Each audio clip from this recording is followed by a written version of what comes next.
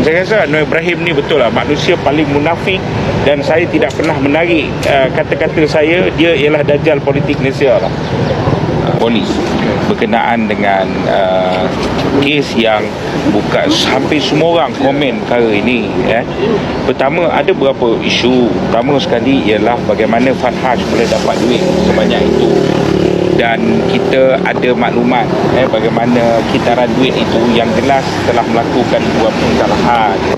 Itu kita serah pada polis untuk siasat. Kedua ialah berkenaan dengan Suruhanjaya Security, bagaimana dia tiba-tiba boleh membeli sebuah syarikat ini, dan juga timbul pertikaian apabila dia menarik Tuanku ataupun Duli Yang Mulia Sultan Negeri Kelantan dalam gambaran ini, yang saya merasakan bahawa berdasarkan Suruhanjaya Security ini kenyataan dia kita ambil. Dia cakap dia beli dan share itu, dia JV dengan Duli Yang Mulia Sri Paduka Baginda Sultan Kelantan. Dan hakikatnya daripada segi undang-undang dulu kita bercakap, hukum kita pun ada bahawa Suruhanjaya Security di papan utama kamu kena istihar. Dan ini kerajaan katun ni. Kan itu Anwar Ibrahim dulu dia gerakkan budak-budak dia turun Azam Baki kan. Tapi itu pun last kali dia klepek lah kita kan, dia sambung kontrak Azam Baki. Tapi kenapa day one kamu kena istihar, dia tak boleh ada maklumat terselindung di depan utama. Kerana itu dalam dunia kapitalis ni pun dia perkenalkan sistem pasaran modal, tapi kena terbuka, kena transparent. Masalah dia sekarang ini terlalu banyak sangat ke perkara. Dan secara rumusan yang ketiga ialah syarikat ini pula di sedarai pendek. Farhaj ni siapa? Setiausaha politik Anwar Ibrahim. Dan dalam keadilan, bukan kita cakap dalam keadilan yang dalam perebutan itu, dia sebut this is Anwar Ibrahim punya blue eye boy kan. Jadi itu antara diorang pun menyebut benda itu.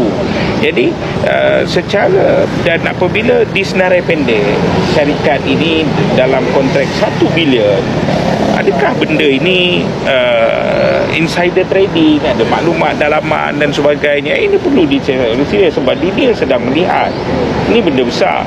Singapore report ekonomi domestik kita makin lama makin teruk, dan dengan benda-benda ini terus berlaku, kita nak jadi apa? Nak jadi Zimbabwe ya, yang akhirnya sekarang ni duit Zimbabwe pun lebih kuat daripada kita.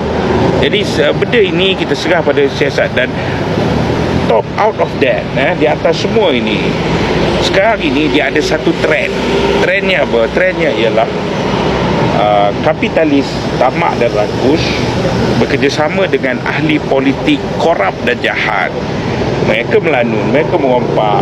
Dalam kes Red Tone, keraguan muncul bagaimana Red Tone dapat kontrak dalam masa seminggu, pas kontrak dalam spek yang sama kepada Awan Tech.